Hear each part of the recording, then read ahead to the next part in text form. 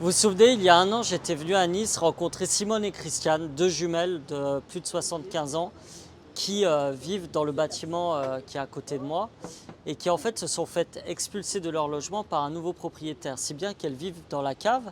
Un an après, elles y sont toujours dans des conditions d'insalubrité qui n'ont fait que se dégrader évidemment.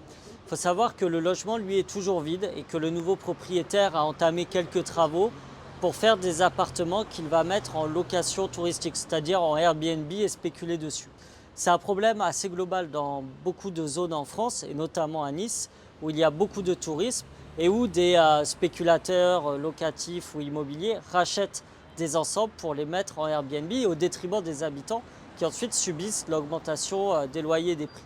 Et le grand paradoxe, c'est que celles et ceux qui font des leçons de bonne morale comme M. Estrosi, M. Ciotti et le Rassemblement national, eh bien, à l'Assemblée, ils ne cessent de défendre ce lobby que représente celui d'Airbnb et des locations touristiques spéculatives comme celle-ci. Alors, pour Simone et Christiane et toutes les autres, nous, on va se battre pour que soit adoptée la loi de régulation du Airbnb qui est présentée les jours qui viennent à l'Assemblée nationale.